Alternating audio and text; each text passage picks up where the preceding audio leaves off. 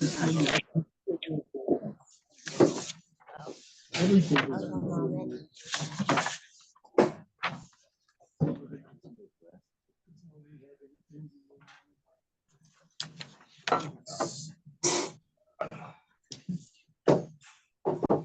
we're going to start Mem the Aleph towards the bottom. It's actually the first of the widest lines. There's three sets of wide lines. It starts with Amar Rabavo Mishum Rabbi Chanina. Is that correct? Is it Naftali? 40a. Mem Aleph. Thank Hashem that we're able to learn every day. In this process of learning, we should have the basic Mikdash.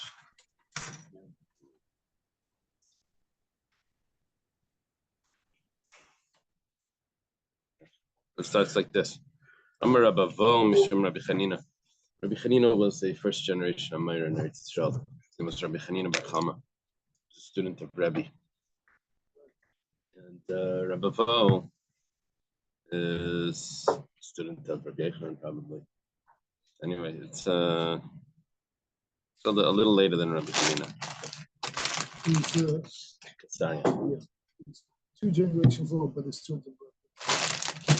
It says like this: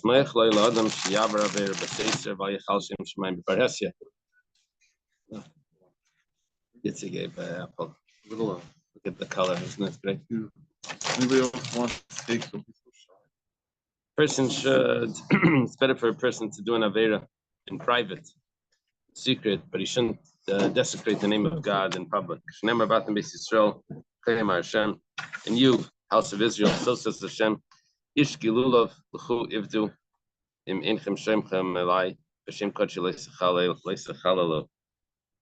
Gilulav means idols. Each has idols he should go and serve. If you don't listen to me and don't desecrate my name, it must mean that you go serve it in private.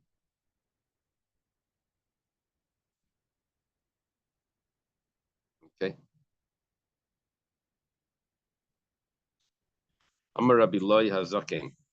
I don't know if that's Rabbi Yehuda, Rabbi Loi's father. Maybe there was someone earlier than that. If a person sees that his evil inclination is overtaking him, he should go to a place where they don't recognize him. He should dress in black. He should cover himself in black. What does it mean? What's the difference between dress in black and cover himself in black? I don't know. And he should do what his heart desires. But he shouldn't desecrate the name of God. He should go to a place where no one knows him. It means a hoodie. A hoodie, right? That's what it must mean. It sounds like a trench coat. Is that really so? How could you say that? It says someone that there's a problem with having more fear of people than of God. That's what it looks like. It says anyone that's not concerned about the honor of his maker, better if he was never created. Mahi, what's that referring to? Rav Amar Zemistakal Bekeshes is talking about someone that looks at the rainbow. Supposed to look at the rainbow according to this. Right? Why is that considered? He just doesn't have concern about the man, his creator. We have a blessing for the rainbow. Let's see what they say. The Gemara explains that gazing at the rainbow therefore demonstrates disrespect for lack of concern for the honor of God. Because in a sense, Yechezkel describes the rainbow as the appearance of the manifestation of Hashem's glory. So it's like you're looking at Hashem. You're looking at Hashem's glory. Okay. But So how would you know if it's the rainbow? No, it means to mistakel. Well, you see rainbow, you don't. Mistakel means to continue to gaze. You don't say, "Come on, kids, come on out, see the rainbow, make a bracha," which everyone does anyway. They're looking for the gold. Rabbi Yosef says, this is the part that the Gemara is looking for. That it says it's talking about someone that does sins in private, which is exactly the problem that we said before is what you should do. Rabbi Loya Zakin said, you should go to a place and to do the sins in private. Gemara says like kasha. That's not a question. Depends if he was able to control himself or not. I don't know what the Gemara means. He's not able to control himself. I guess it means he knows he wasn't able to. Could be because, like the Rambam writes about Pare, how could Pare get punished if Hashem hardened his heart? And the Rambam writes that Hashem didn't harden his heart originally. It was because over time, so many times, like an addiction, that it comes to a certain point where you can't control it. So maybe that's what it means. Matzi Kaif Litzer means because because of an addiction, the person can lose control. Otherwise, we believe that the person always has self-control, unless he loses it. How does he lose it? Through action. Kanan Hassam was taught over there. Ein Makifin B'chil Hashem Echad Shegi V'Echad Mesid. Is this a Mishnah in Pirkei Avos? And Makif. Is that a Mishnah in Pirkei Avos? Let me look at this. The word. Let me look at that. Why does it say It says Echad B'chil Hashem. Yeah, It says Echad, yeah. It must be like a slightly different wording.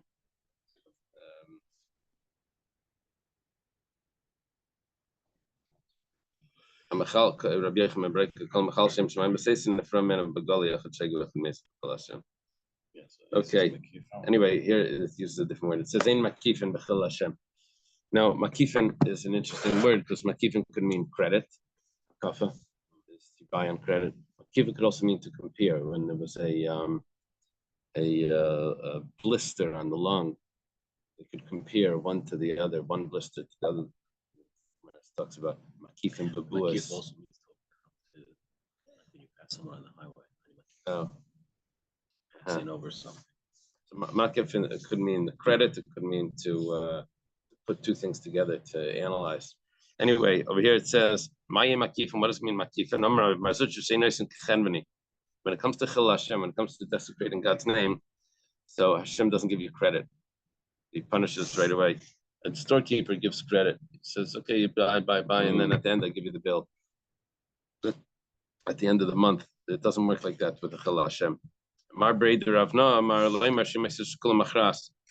That he doesn't do comparisons, which means let's weigh which one is more. He doesn't do analyzing. If there's Chil Hashem in there, then even if it's equal, it's considered like it overtakes. It over the Chil Hashem overtakes it.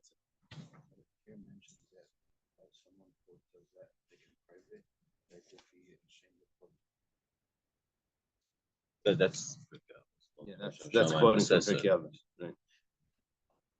Yeah.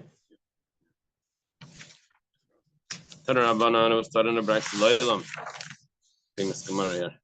Always. A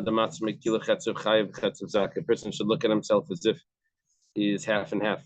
Half righteous and half guilty. He does one mitzvah. Ashrei, how do you pronounce that word? Ashrei, Ashrav. That means lucky is he. If he does one mitzvah, then he's happy that he weighed down his scale, his balance to the merits. If he does one aveira, then he weighed himself towards the demerits, to the guilt. One sin loses a lot of goodness.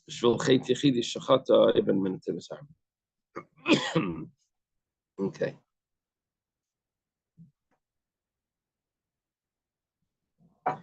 You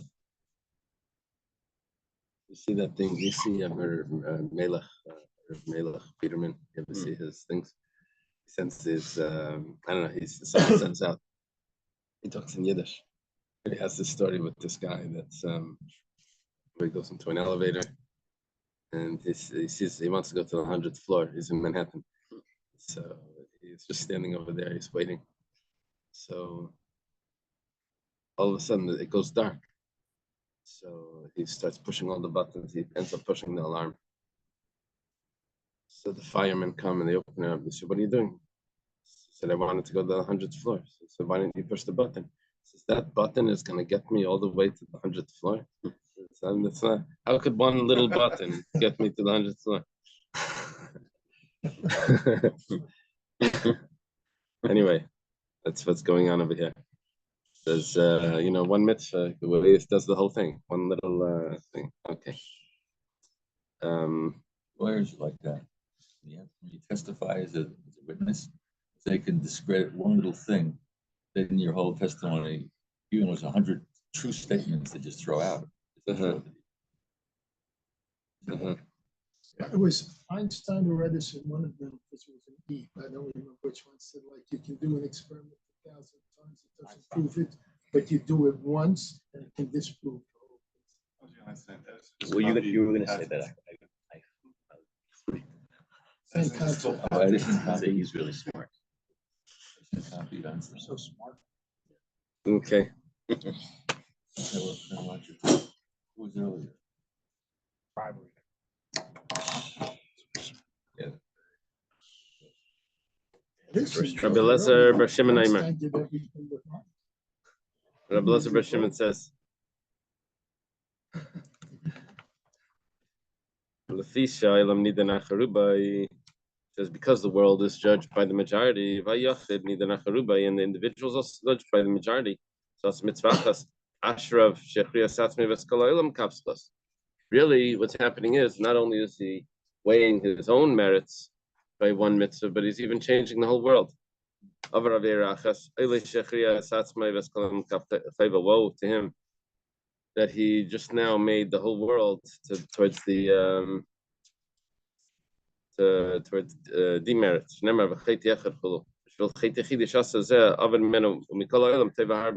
Because of that one sin, he lost, and the whole world lost all of those goods, all of those good things. Reb Shimon Meichai says, it's interesting that we quote Reb Eliezer Bar Shimon before Reb Shimon Meichai. Wow. Usually you don't do that. Usually you quote the greater one first. Here the father would have been quoted first, but it must be because he was a follow-up of the first statement, so they quoted Reb Eliezer Bar Shimon. Now Reb Shimon Meichai say something separate. I feel it's at the Gama Kol Yamav. Shimon Meichai says, even if someone was righteous his whole life, at the end of his life he rebelled. He loses his first merits. Yeah, at the end of his life, right? Remember that joke with the guy?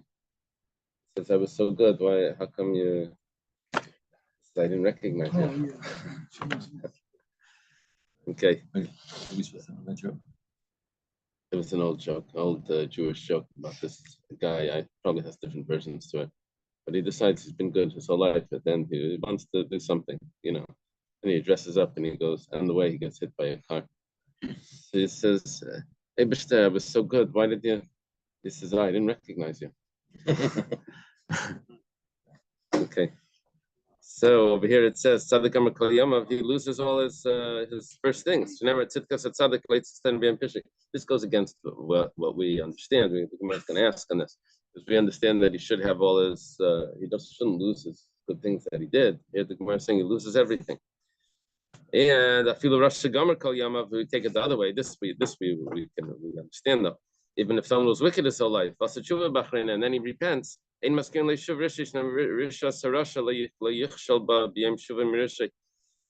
wickedness of a person won't stumble on it when he returns. Okay, so that tshuva we get.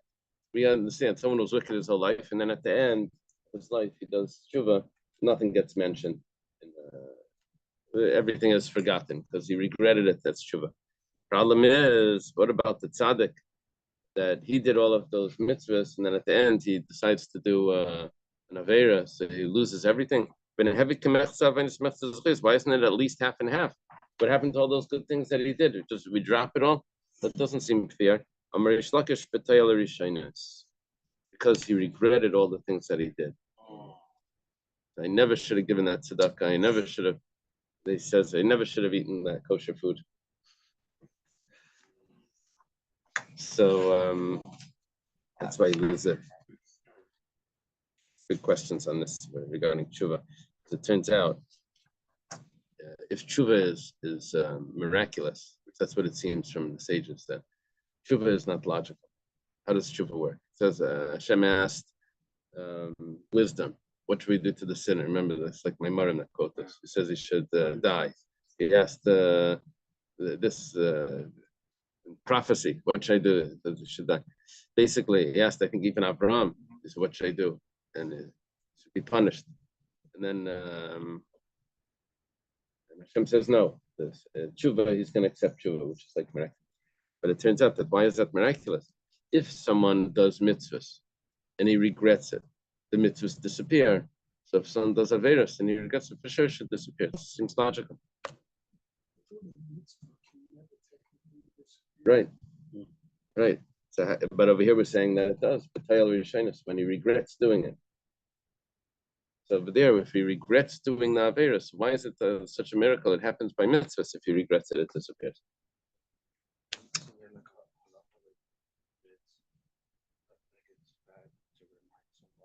Right. Right. So maybe that's why they brought it up after they passed Huh. Right. That makes sense.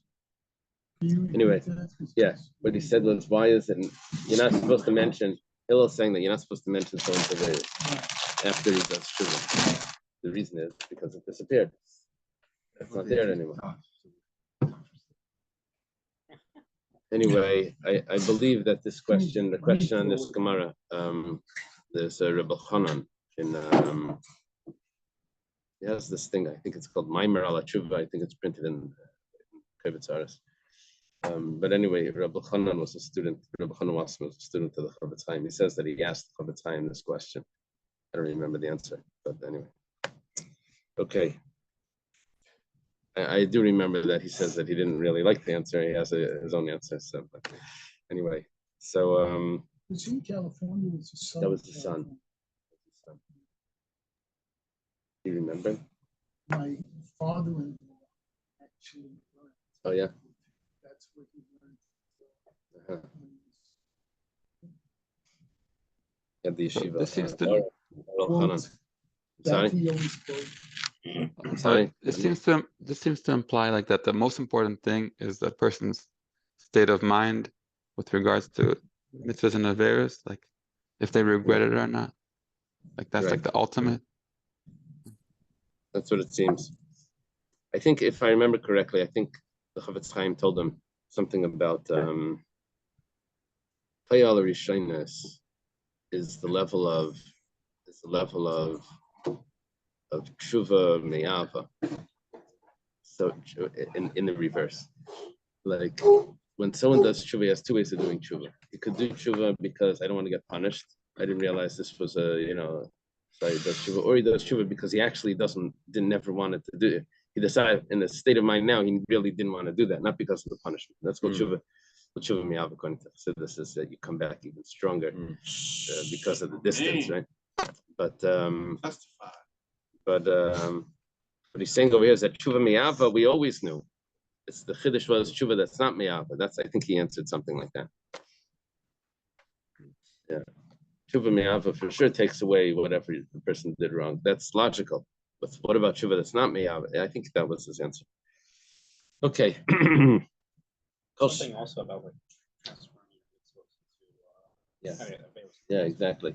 In tshuva me'ava, someone does tshuva out of love, the averus turn into. Did I explain to you what it says by Rabbi Yochanan Reish Lakish? What Rabbi Yochanan at the end of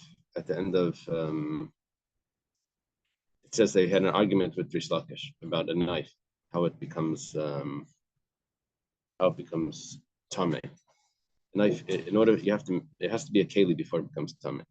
So Rabbi Yochanan says when you sharpen it, it becomes tamei, and Reish Lakish says it becomes tamei when it glitters, when you polish it. So Rabbi Yochanan says, oh yeah, a robber knows his trade. Because he was a robber and he knows that a knife needs to be intimidating. It's not just a sharp instrument, it needs to scare the. So Reish Lakish says, what did I gain by coming here? I was a master over there and I'm a master here. So Rabbi Yochanan feels bad, and because he feels bad, Rish Lakish passes away. So anyway, after that, Rabbi Yochanan says, he passes away also. But anyway, they ask, how could Rabbi Yochanan remind Rabbi Rish Lakish of what he used to do? You're not allowed to remind a person what he used to do. So the answer is Reb Tzadok Kayin Lublin. He explains that. It was tshuva me'ava. So all his sins turned into merits. Since turned into merits, so then of course you could remind him. Now he has a whole bunch of merits. It's not bad. It's good. So he explains the conversation that he tells Rabbi Yochanan that I don't even know. I was a master there. I was a master here. I don't even know where I have more merits from. Maybe I have more merits from the ones that turned over or from my direct merits. So Rabbi Yochanan feels bad because he doesn't have any of those merits. He only has a direct merit. Anyway. They were brother-in-laws? They were brother-in-laws. Yeah. Whose sister married? Rabbi Yochanan's sister. Married like Anyone that's involved with mikro, that means like Chumash, Mishnah is learning Mishnayos, b'derech eretz, sounds like business, right? Then he won't sin quickly. It's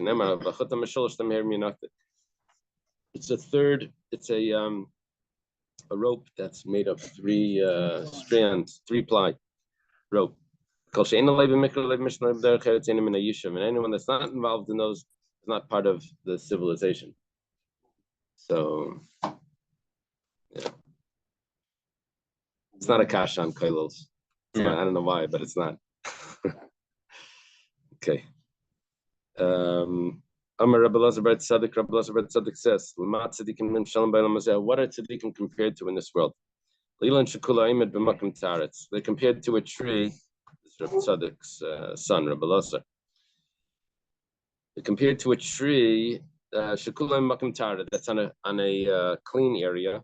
However, but there's a branch that's stretching over the cemetery or something. Nixas knife, so you cut off that branch, everything is now pure again. So maybe so too Hashem brings punishment on the tzaddik in this world, a little punishment that he should have the world to come. And he has some little defect, takes care of it in this world, and then he's all pure. The beginning will be painful, and at the end it'll be he'll be involved in very much. What are the wicked compared to in this world? It's a tree that's standing in an impure area. And there's a the branch that's going over to the clean place. Nixas naifai, so that little branch falls off or gets cut off. It's entirely impure. That's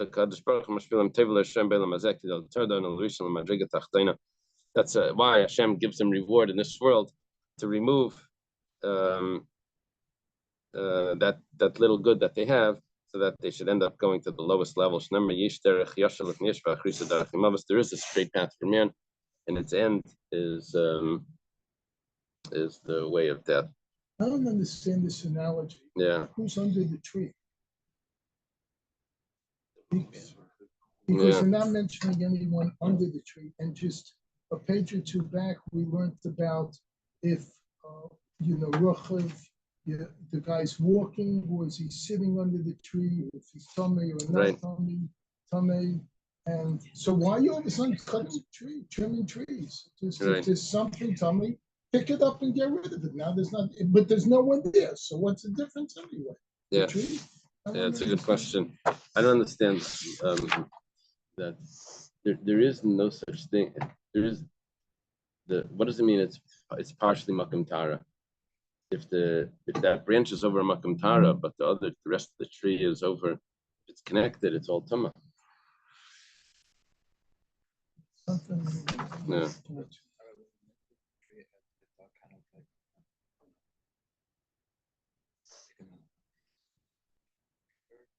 Right.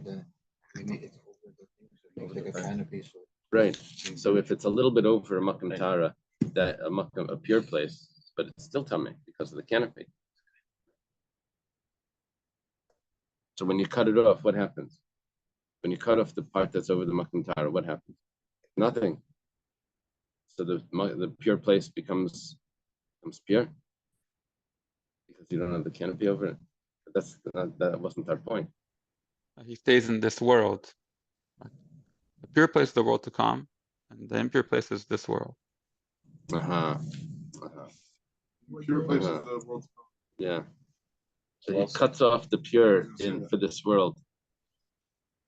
Right? He cuts off the pure so he doesn't get it in the world to come. That must be the pshat. Very good. Very good. Okay.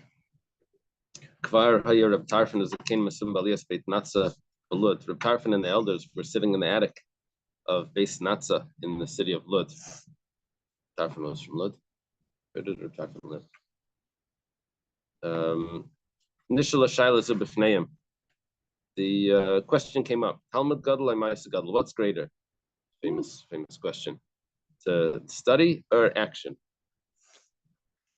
Nenner Reb Tarfon Vamar. Tarfon says Ma'aseh Gadol, action is more important. Nenner Rabbi Kiva Vamar Talmud Gadol. Sorry. He said Reb Tarfon says action. And Rabbi Kiva says study. Talmud Gadol. Nenu Kulam Vamro. Everyone responded and they said Talmud Gadol Talmud Mevel De Ma'aseh. Greatest study because study brings to action. Remember the Chassidus has this question: if the greatness of study is that it brings to action, so then action is greater. How do you have?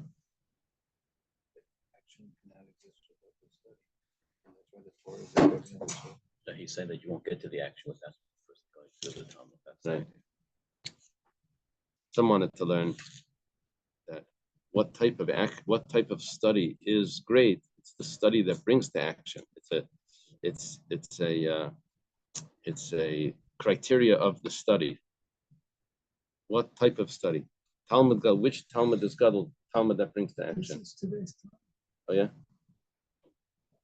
More or less. Well, I mean, we study it every time. But Okay. it's today's time. You're talking about mitzvahs and Talmud Torah, which is higher, and the ring, and this goes to make the lower, and it's this question. Okay. Tanya Rabbi Yossi says, "Gadol Talmud Kadam Lechala Arbaim Shana." Very interesting Gemara. It says that Torah study came before Chala 40 years. Chala, the mitzvah of taking Chala from dough, was given to us right when we went into Eretz Yisrael. That's when it starts. Usually the mitzvahs in Eretz Yisrael are 14 years later, but Chala started right away.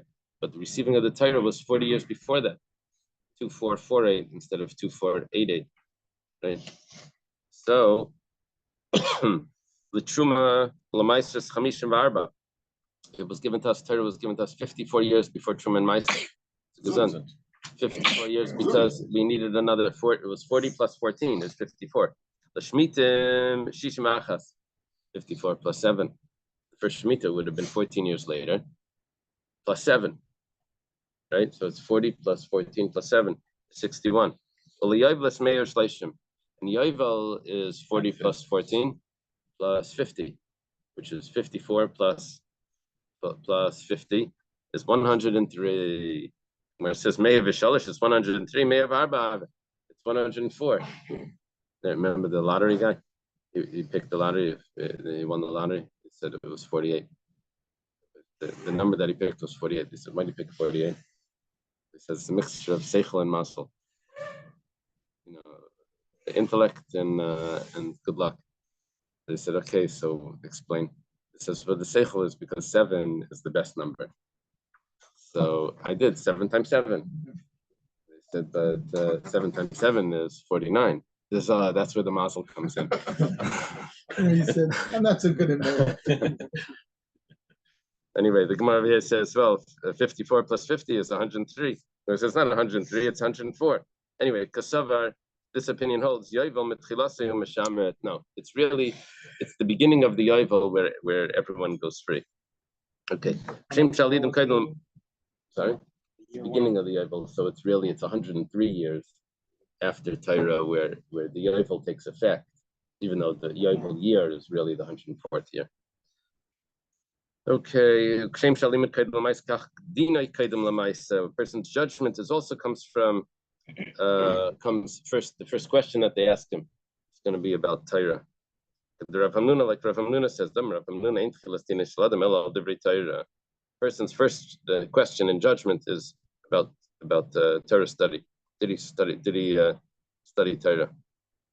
The first question over there was if he was honest in business. That was one of the questions, but that wasn't the first one. It was a Gemara Shabbos. If you had a set time for learning was one of the questions. That was the first question, or remember this? It was a Gemara Shabbos. Anyway.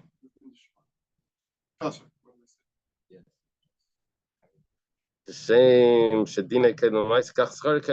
and it's just like the judgment is first on Torah study before action. So to the reward for Torah study is before the reward for action. He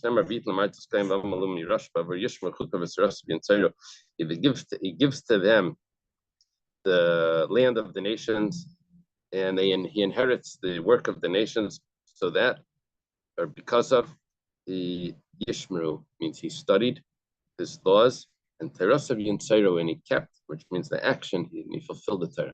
So the study comes before the action. Very interesting.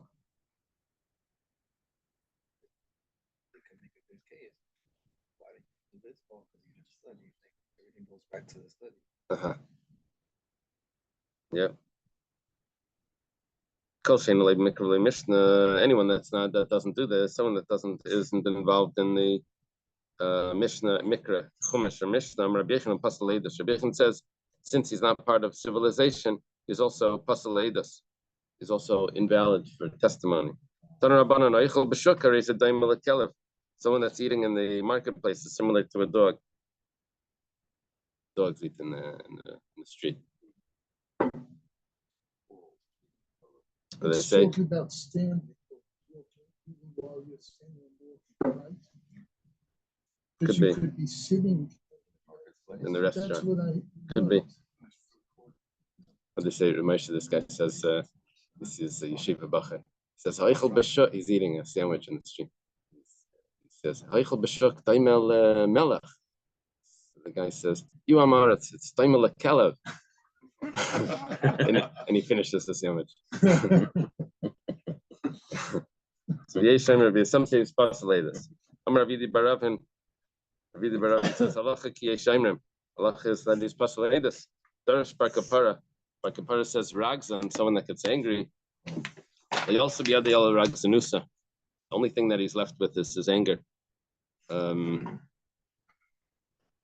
He doesn't get any reward for that. I don't even know what the Gemara is, but like, how did that come in here?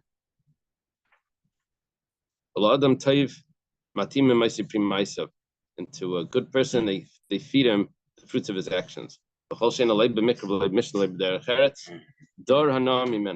that isn't involved in study and in work, you should make a neder not to have any benefit from him. That with the sitting of scoffers, you should not sit. Where he sits, it's just scoffers. It's just it's a place of scoffers. Pretty harsh. I'm not sure what's the main point, that he wasn't studying or he's not doing work.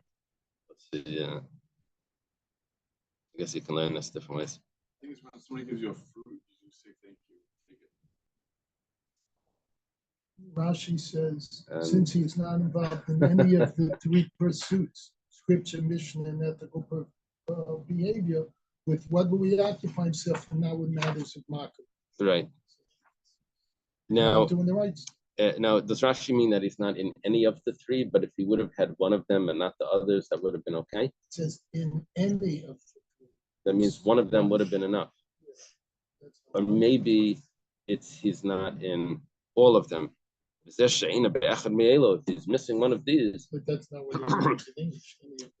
I don't know. In the Hebrew, you could read it. He's not in one of these. In one of Echad is exclusive. It's like ach. Echad mi'elu is one of these. Otherwise, you would not see echad, right? You just see Elu in these. You're not doing these three things. That's, I'm not Moshe, sure. help me. I'm not sure. I'm right. Sorry, I missed that part. I keep record. Okay, we have a new parak here. Second parak. Second parak. Turns down an apple. Ouch, okay, give me my whistle. I want to get stuck. Doc. Okay. Mishnah says, the ish, a man, you ready? Back there? New parak. The ish mekadesh baya b'shluchei. A man could do a betrothal by himself, or he could use a messenger to send a messenger to the woman to give her the ring or whatever he's going to use. Do it by Zoom? Can you do it by Zoom? I don't think so. It'd have to have FedEx.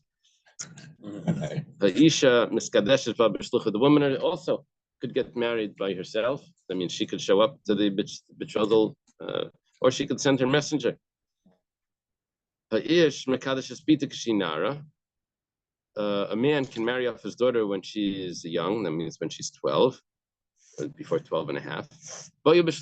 And he can do it on his own, and he can do it also with a messenger, which is interesting. What if the man sends a messenger and the woman sends a messenger? Can the messenger from the woman be a woman? I think so. And what if the two messengers like each other and they decide to get married? Does that nullify then the messenger? that would be because they're now married. How could they be messengers? No, Like the real question is the other way. The real question is, if a man sends a messenger to marry this woman, when he gets there, he says, "I'm not going to be a messenger. I'm going to marry her myself." That's a Gemara somewhere. But that other way is just a happy ending. They, For both. They both. The messenger likes the messenger, and the chassan and the kala, they're betrothed. And says, "Let me put this one on this finger for those other two guys, and this one on this finger for me and you." Okay. The Gemara says, "Hashta b'shluchim mekadesh." The Gemara has a question. B'shluchim mekadesh. If you can use a messenger, does the Mishnah really need to tell me that he can do it himself? Of course, if you can, all the Mishnah needs to say is that you can use a messenger. If you can use a messenger, for sure you can do it yourself. Amar Rabbi Yosef says, "Mitzvah b'Yosef b'shluchim." It's coming to tell me that it's better if you do it. Even though you could use a messenger, you could delegate, but it's better. The mitzvah is better for him than it's better if he himself shows up at the wedding than if he sends someone else. Messenger is. Yeah, but the messenger would go to the chuppah. Yeah, but it wouldn't be the real chuppah. I mean, in our weddings we have a chuppah there, but in those the chuppah is really part of the nesuah in the second part.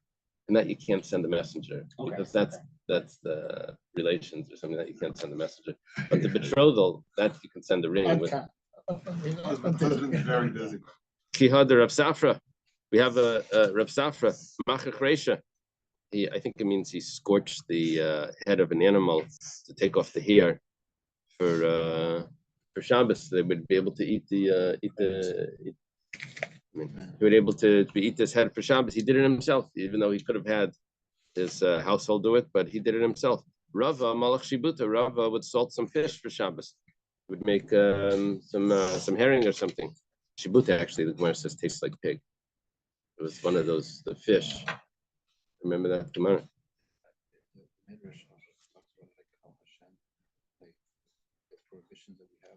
Right. Reb Nachman's conversation with Yalta. Yeah, Reb Nachman had this conversation with his wife about everything that's kosher is really everything that's not kosher is really has a kosher counterpart. Anyway, the point over here is that he did it himself. The Gemara says, actually, you have to do it yourself. There's actually a prohibition. Like Rav Yehuda says the name of Rav, Rav Yehuda says the name of his teacher Rav. It's forbidden for a person to betroth a woman until he sees her. Zoom is not enough. That doesn't mean that.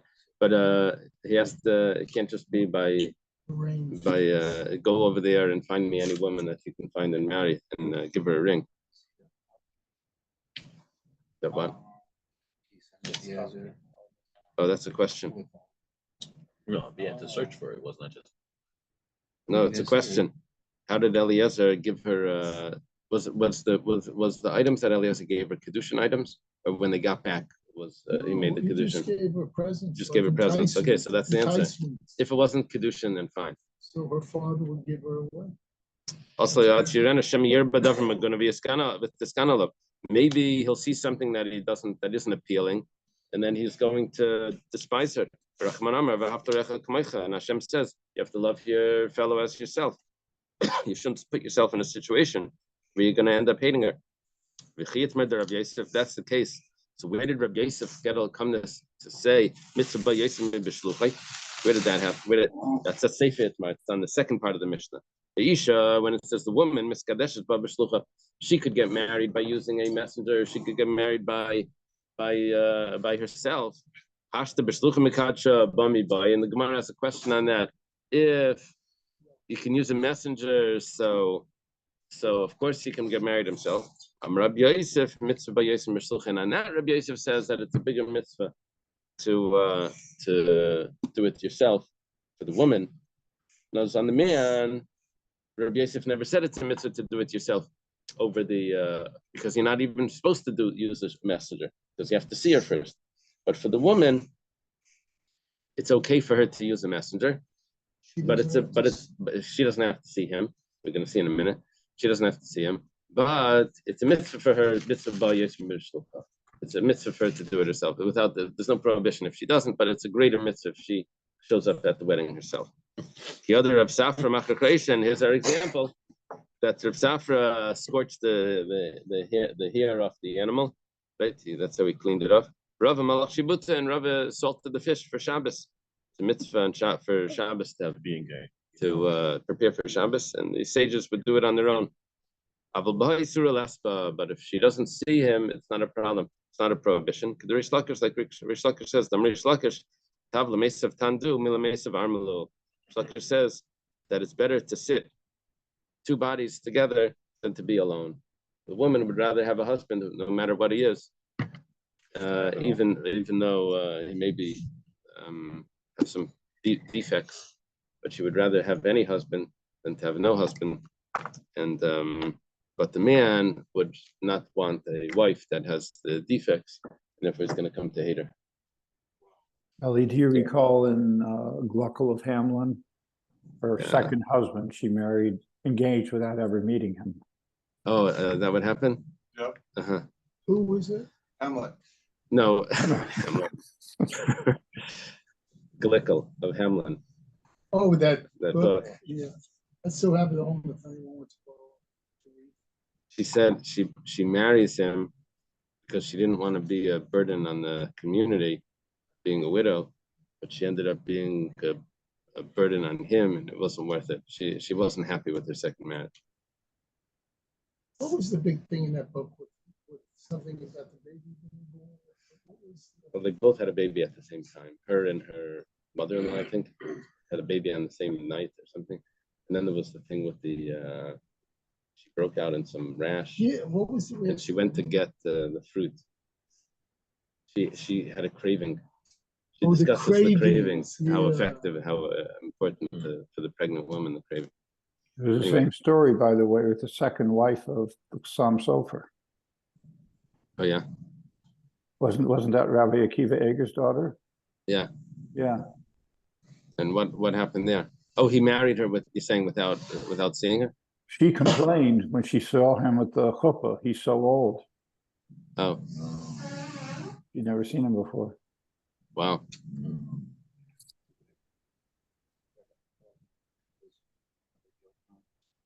Louder. That's a good question. It's a good question, probably.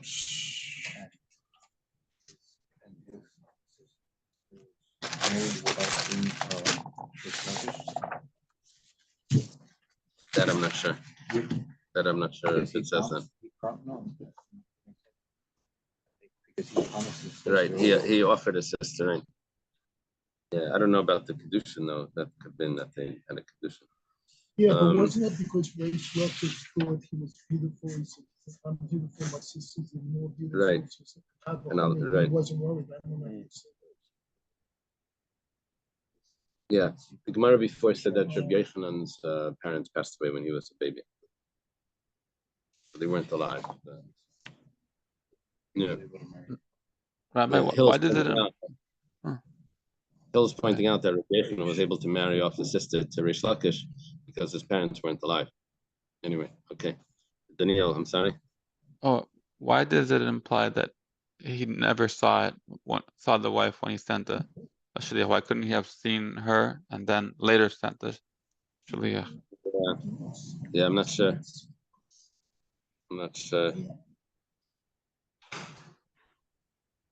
Guess in those days they didn't waste time. If he would have saw it, he would have already offered. Uh-huh. I don't know. Yaakov's coming. Okay. Yaakov went on his way. He's not smart. Very nice. Oh, Very nice. come have a seat. Have a seat. Go, sir. Have an apple. Okay.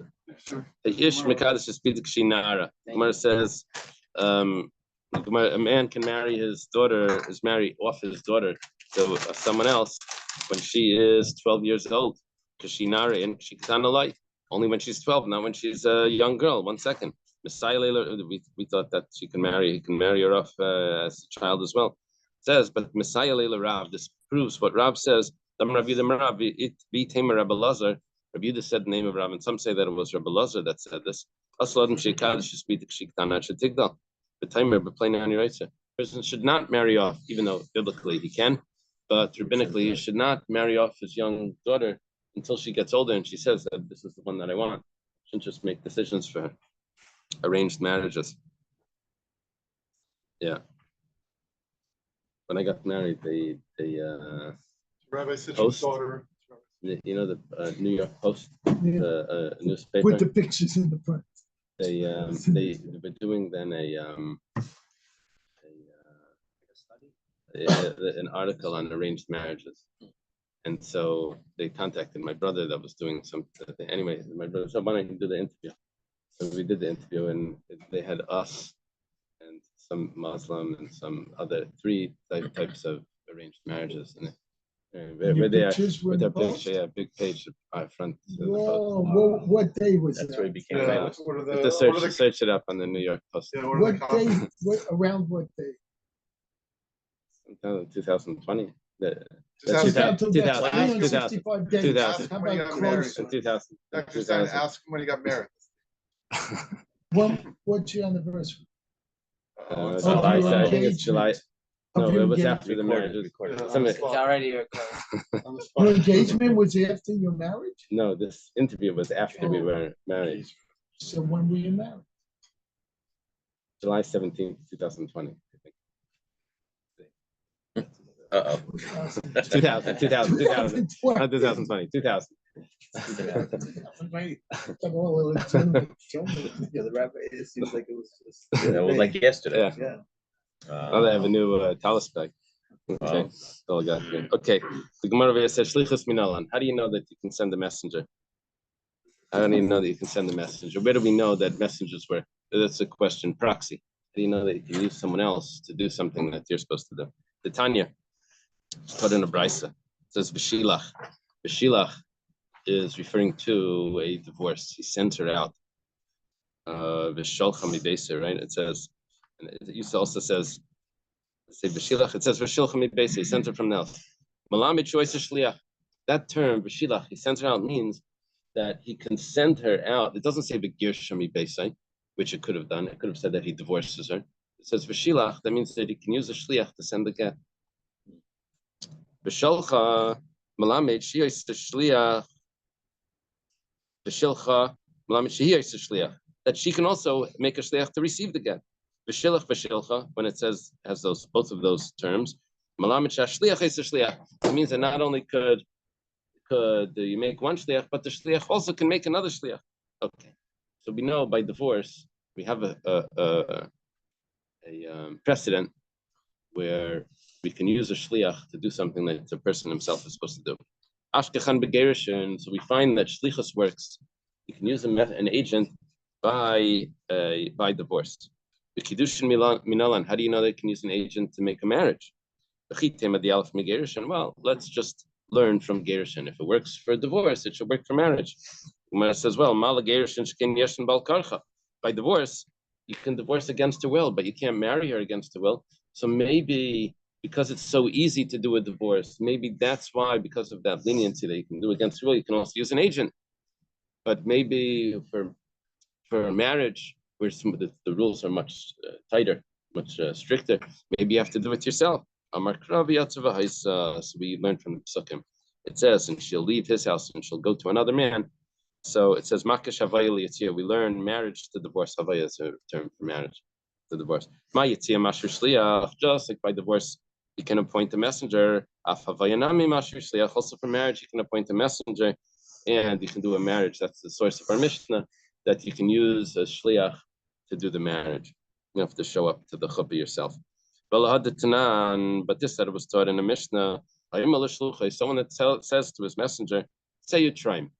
Go and take truma for me. Truma is a mitzvah. And he's telling someone else to do the mitzvah for him. He has grain, and he tells someone to do the truma. So how does he do the truma? Truma is 2%, 2 out of 100. Trei mimea, truma. But however, a generous person gives 1 out of 40. A stingy person gives 1 out of 60. The average was 1 out of 50. So, is the person generous or is he stingy? You have to estimate what type of person he is. He knows the balabayas. Is he stingy or is he generous? So, if he doesn't know the owner of the house, then he does the average, which is 1 out of 50. Turn the page. We're on 41b. Let's say he does 10 more or 10 less, which is referring to 1 out of 40, 1 out of 40, or 1 out of 60. Truma, it's still good truma. Minalan, how do we know that he can use a messenger to do this? Maybe we'll say we'll learn from divorce. We know by divorce you can use a shliach. So for truma, says no, it's not a consecrated item. Truma becomes consecrated.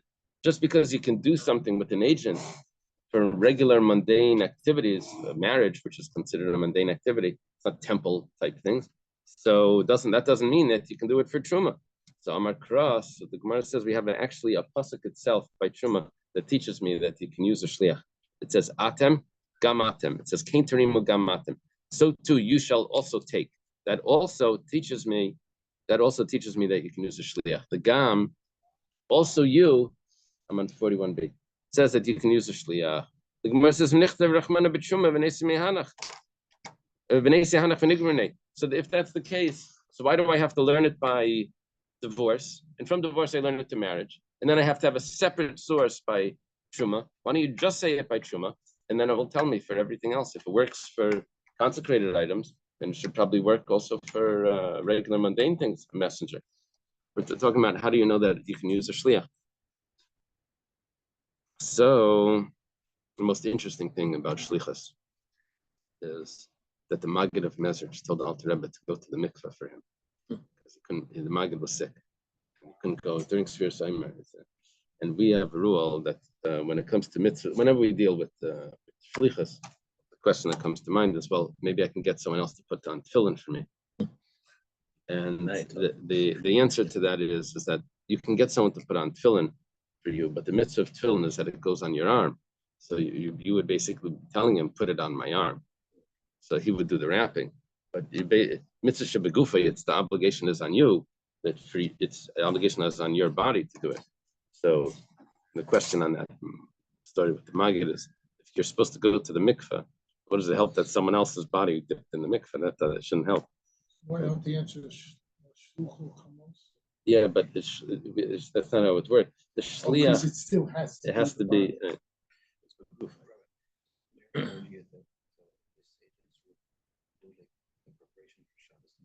Right. Right. Right. Even though they have a shliach that's doing the preparations, they would do one thing on their own. But They were in such a different level. So Oh, maybe that's why. I mean, it's like Avraham Avinu doing, with the stripes on the sticks was tefillin. It's just, That was Yaakov. That was not it's Right. just total. No, I said, or I was just change for an example. That's Right. that's how they got away with it because it was on their level. I'm going to break your phone in a second. And that is a favor rather than breaking your skull. Ooh. Let's go And back. just because let's the go back to that part Galgalosa about- is higher than your Maya. Let's go back to the part about having virus. What was that one? The Haftarah. When is Yom Kippur? Do you forgive me? I didn't even hear you. He's a little deaf on that side. the Gemara says, "Nichtam Rachmana b'Truma v'Neisianach v'Nigvur." We should say it by Truma, and then we'll learn from Truma. It says, "Mishum de'Klamifrach ken yeshnem b'Machshava." We can't learn from Truma because Truma has a certain leniency that Truma could be separated with thought. How does a person separate Truma with thought? He says that I'm going to eat from this now, but the Truma is going to be on the left side. In other words, he doesn't have to actually take it away from it. He could just designate it in his mind. We've spoken about this before, but there's a machlekes between the Rebbe and his father. If it actually becomes consecrated with this thought, but it's only that you're allowed to eat the remainder, but that itself you still have to consecrate with speech. The Rebbe's father held that you have to say it out, and the Rebbe held that thought itself was enough to consecrate it. And his father proves it to him that he was right. The father is Rebbe Levish, who proves that he's right, but the Rebbe didn't change. Then we have letters later where the Rebbe is still saying this, that the thought can actually affect. It wasn't there's this letter of the Rebbe where 4 levels of thought. So that. That's like just holding the hands and watching the person being ripped apart. All right, like by the Baal Shem Tov, when he spoke, he said it's going to rip him apart like a fish. Right. So yeah.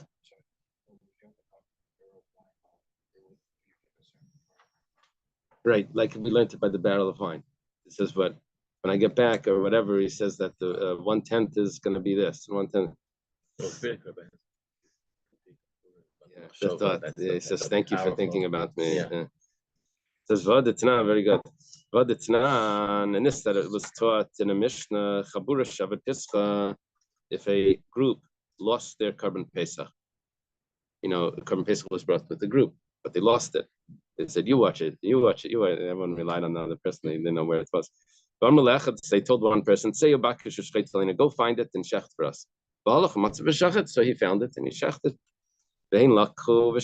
But they didn't know if he found it, so they took another one, and they also went and shechted. So now it depends which one was shechted first. If the messenger was shechted first, then they were the messenger. He shechted, he eats from it, and they eat together with him. What is that little aleph? Yeah, it doesn't have to say shaisim. They drink. What's the difference if they drink? We're talking about the Korban Pesach. The Gra takes out the shaisim. Now, Minolan, how do we know that works? How do you know that you can use a shliach to bring the Korban Pesach for you? Well, maybe we say we'll learn from Truma and Gittin. It says, all of those are mundane compared to Kachim, even though Truma is Kodesh, but it can't compare it to a sacrifice. Sacrifice is very Kodesh. You can't learn just because you can use a proxy, an agent for mundane things, that you can use a proxy for a sacrifice. The Gemara says, "Nafkalei midi Rabbi Yeshua ben Karcha." We learn it from a statement of Rabbi Yeshua ben Karcha. Yeshua ben Karcha was the son of Rabbi Akiva. Karcha means bald. Rabbi Akiva was bald. Rabbi Yeshua ben Karcha says, "Minayin sheshluch shladim k'maisai." How do we know that you can use a messenger? Shenemar, it says in the pasuk. Yeah. Shenemar, that's what we think. That the whole entire congregation would shecht it in the afternoon. Everyone is to shecht the Korban Pesach. There was a few people that were there doing the shechita. There's only one person that does the shechita. Everyone else had it shechted for them. It must be that a messenger is just like you did it. The Gemara says, "Nichtav Rachmana b'kachim v'nesim hanach v'nigmrinei." So now, why don't you just say it by kachim? If it works by kachim, that you can use the shliach by consecrated items, by sacrifices, it should work for everything else. By kachim, you always use a shliach. Now we switch all our logic now. We know it works by kachim. Shilas doesn't work by everything else. The Gemara says, well, I can't learn one from one because this has each one individually, either Gittin or Kiddushin or Truma or Kachim, each one has its own reason why it should work. But if I can get two of them together, I'll be able to learn just from two of them. Hi Tesi, which one do you want to learn out? Well, the Gemara says,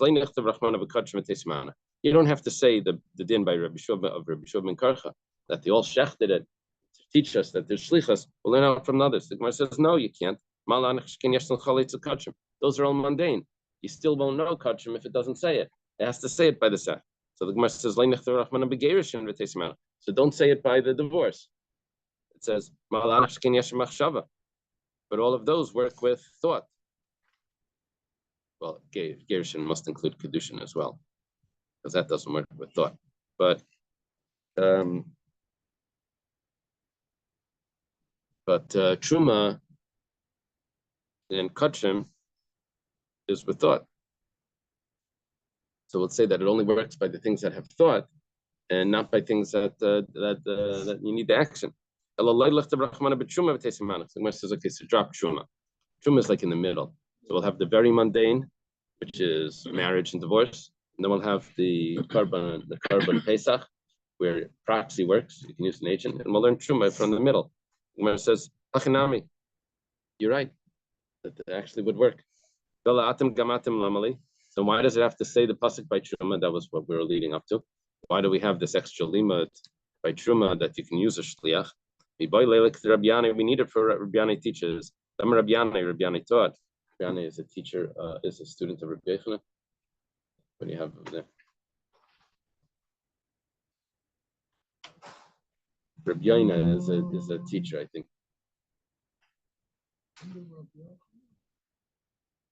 Look if he's above Rabbi Yochanan. Rabbi Yochanan is the student of Rabbi Yanai. Rabbi Yanai is the student of Rabbi Yanai. Where's Rabbi Yanai? Is Rabbi Yanai under Rabbi Yochanan? Is a student of Rabbi Bahu, who was his student. Oh, so that's way down. Okay. So Rabbi Yanai says he's earlier than Rabbi Yochanan. It says, in order to use a shliach, he has to be Jewish. You can only use a. Can we back up 1 second? Yeah. Even though the Gemara and Rashi took out the word shosim, yeah, I think the reason possibly was here to begin with is because here we're talking about Korban Pesach, and we're saying that they can be shutaf in that shchita. But when you read the word shosim, you're saying that they're really part of that whole seder, because they're actually going to have the dalit kosas drinking with. It's not just and you can have this meat, but have your own seder. I mean, that's okay.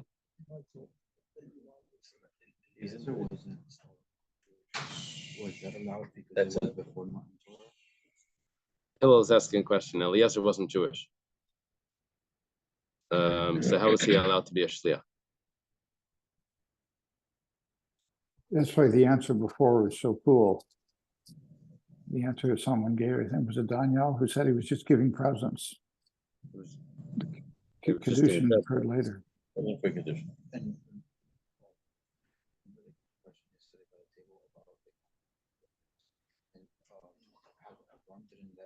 his son married Eliezer's daughter because she wasn't Jewish, but that was before Matan Torah also. Right. Yeah, but that was because of the match. He didn't like the match. We're talking about a shliach. We can use a messenger. Okay.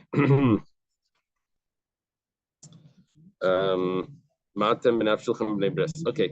So there's a question on Shabbos if you're allowed to use a guy to do malachas for you, because he becomes a shliach. So at least one, but it wouldn't be a shliach biblically. Can't be a shliach biblically. However, Rashi and Bamitzia says that there is such a thing as a shliach. for a non-Jew. There is shlichus. Anyway, over here we say that a shliach has to be Jewish. Why do you need a pasuk to teach me that? That I know from another statement from Reb Chia bar Abba in the name of Rabbi Yochanan. He says, how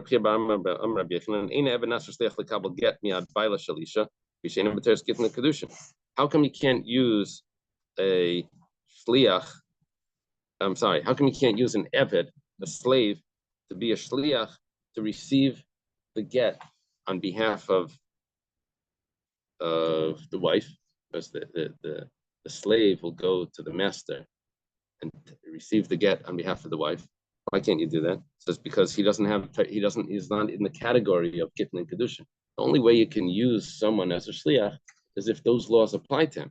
And because he's not Jewish, so the laws don't apply to him. Partially Jewish, but I guess he doesn't have marriages. So Gemara says I still need the Rabbi Yanai Atem Gamatem. Because by an Eved, it doesn't work at all.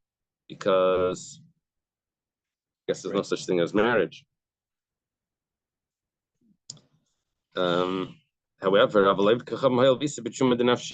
Kachavim has his own truma. What does it mean he has truma? The Tanana was started in the Mishnah. If a guy decides that he wants to take truma, it actually becomes truma, and it becomes consecrated like truma. He has no obligation to, but if he does it, it takes on those laws. So a guy does have those laws, but nevertheless he can't be a shliach. Maybe he could be a shliach. So Kamash Malon, Atem Gamatem teaches me. Rabbi Yanai says that he can't be a shliach even though he could do truma himself. Can you have an Ivri shliach for the woman? Yeah. Because he's got the same. Yeah, it's a regular Jew. Yeah. The Reb Shimon the Potter. What about Reb Shimon that says that if a guy takes truma, it's nothing? What happens there? It's not. What will we need Atem Gamatem for? We already know it. If a guy took truma and that truma mixes in to other food, so it's one big mixture of truma and chulin. It's called imua. This mixture, and you have to eat it with the sanctity of truma because it's all sanctified. Reb Shimon Fighter. Shimon says that no, it's not. According to him, atem gamatem lamali. So why do I need a pasuk to teach me that a guy can't be a shliach to take truma? There's no such thing as truma by a guy. So we should know automatically that he's not bechlal the loss of truma. He's not included in that. Could have thought. I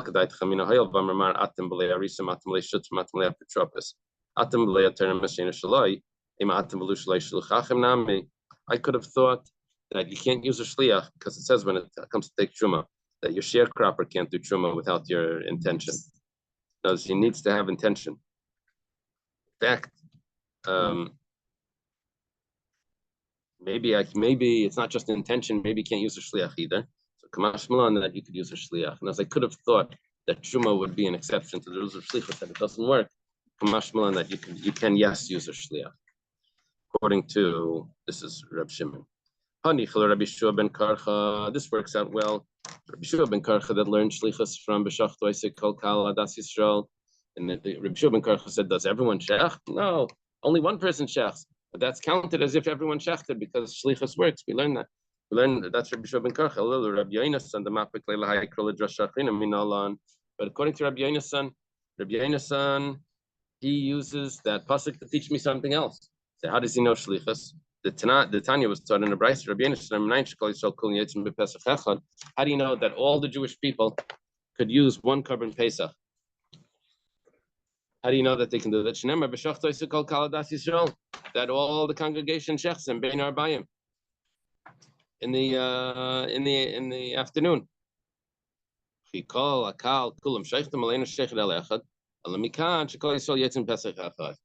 Rabbi Yonasan is telling me is that that one korban pesach is not enough to feed the entire congregation. So Rabbi Yonasan is saying that the people don't need to eat the korban pesach. They could be ate to the korban pesach by it being shechted on their behalf. And so, but if that's the case, so how do I know that, how do I know shlichus? So shliach b'kach minole, how do you know that shlichus works? When it says minay, one second. If you, I know you're teaching me another halacha. You're teaching me that you don't have to eat the korban pesach. That one person can shech on behalf of all of Israel, one korban pesach. But that also on the side is also teaching me that you have a shliach, because it's not everyone shechting. It's only one person. So v'dilma shani hasam just they should speak abayu. Maybe shlichus by kachim doesn't really work. Maybe over there it's working because he's shechting it on behalf of everyone. Everyone is a partner in it. Maybe a shliach that's a partner works, but a shliach that's not a partner doesn't work. Maybe you have to be a partner for it to work. Now, But the carbon had to be like consumed before some time. You're saying that there could be shlichim that do that for you, that consume the carbon? yeah. Well, according to this Reb Yonason, he's saying that if a sacrifice was brought on your behalf and you didn't get a piece of it, the korban pesach, you already were yaitze. In other words, you're good for the. You don't have to bring a second korban pesach or a pesach sheni or something. So over here, what's happening? That since it belongs to the entire congregation, so we're going to say that everyone had a part of this. So shlichus works because each one is an owner in it. Even the person that's shechting it is an owner in it. The Gemara says, rather we have another source. It says, it says in the pasuk that one person per household takes the korban pesach. Okay.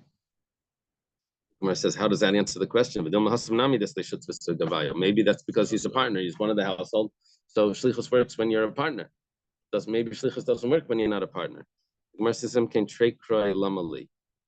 why do I need two sources? Why do I need sela beisava sela bayis? And why do I need the pasuk of v'shachto esed kol kal Yisrael? So we're going to use it for they're not partners. It's going to teach us where they're not partners that it's also going to allow this. Umar says, 1 second. I mean, by Rabbi Yitzchak, we need this to teach us what Rabbi Yitzchak says. That Rabbi Yitzchak is zeicha v'lei akatan zeicha.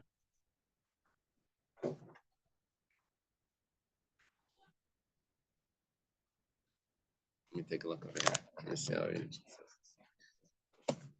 Could it be that they don't have to eat from the offering because there was some offering that people didn't eat from anyway? Yeah. Well, Rabbi Yonason's opinion was that the korban pesach was like that. Yeah.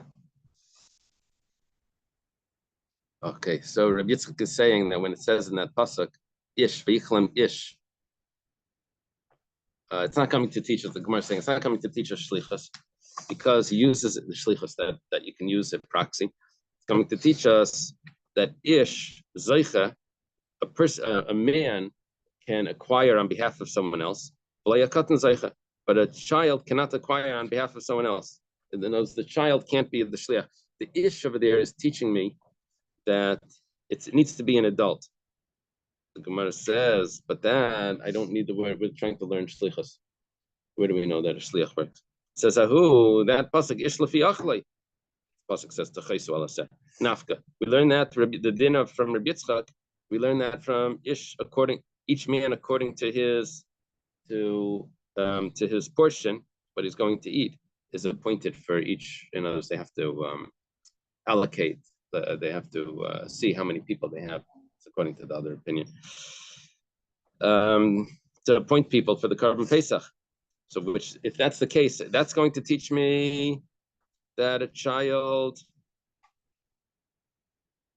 cannot appoint other people. It needs to be the adult that's going to appoint other people. Okay. So what's going to happen is Vayichul lehem ish sela beisavis will be an extra pasuk, and that can teach me shlichus. Now, even though over there they're partners as well, but because I have two psukim that tell me shlichus by partners, and one of them isn't necessary, so it's come to teach me shlichus works even when they're not partners. Vakati the sheichten as a pesach alayachid. Vakati mi boile the sheichten as a pesach alayachid.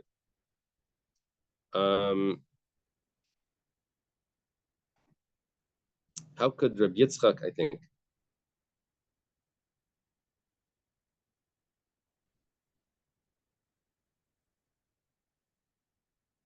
how could he use that pasuk to teach me that a child cannot do the appointments, but we needed to teach me that you can use you can shech the Korban Pesach just for one person. It doesn't need to be a group.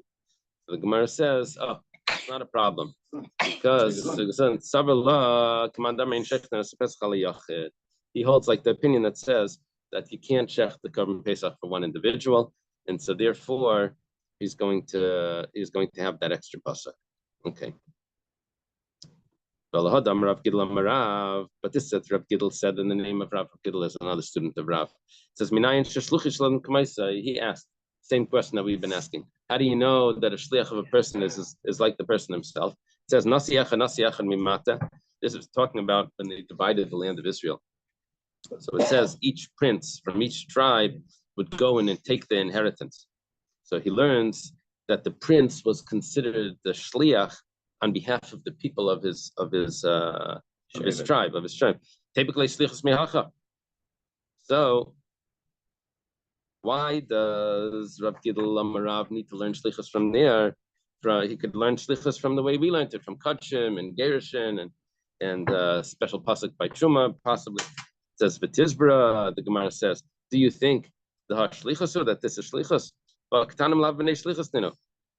children can't make a shliach. And there were children in the land of Israel that entered into the land of Israel, and they also got inheritances, right? And even a child would get an inheritance of the land. So okay, so it can't be that that's because of shlichus. Ella.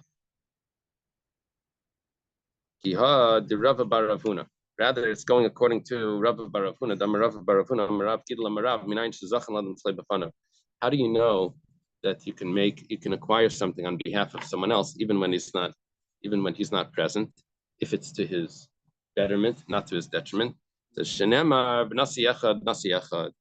that we learned from that pasuk, not shlichus, but we learned zachan ladam shlei b'fanav. Since the prince acquired the land on behalf of the congregation, which included children as well, right? So that means that he was able to benefit them through acquisition, even though they weren't there present. It says, you think that acquiring the land is going to be only a merit and not a detriment? It's also a detriment. Why? Whenever you do this, there's going to be someone complaining. Someone's going to say, what? That's the part you gave me? The part that's in the valley? I wanted the mountain. And then there's someone that's exactly the opposite. He wanted the valley and he didn't want the mountain. So you're telling me that that you can do something for a person's betterment, but acquiring land for them when they're not there and they're not telling you which land they want, the person's going to say, you did it exactly what I didn't want. Rather, it's what Rav Bar Avuna says. He said in the name of Rav Minayin, what about orphans? When orphans are dividing up the inheritance, it says the Bezdin appoints what's it called? Someone that takes care of a guardian. It's a guardian to divide. The guy who runs the trust. Yeah. Doesn't the one? Oh, you mean the first representative executive? This is an apotropos that's going to divide up the inheritance for them. A trustee. Trustee. And this trustee is going to divide for each person what they should get from the estate. So it says over there that apotropos l'chayiv. I'm sorry. It says.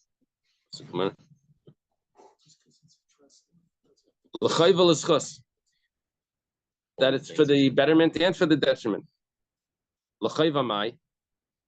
Why do they do it that it should be to the detriment? It says no, it doesn't mean to the detriment. It says Ella, what Rav meant by saying this, that they appoint a trustee to do this, it's Ella L'chayb al Manas Liskos. It starts off as a detriment, but it's really for the betterment. Now,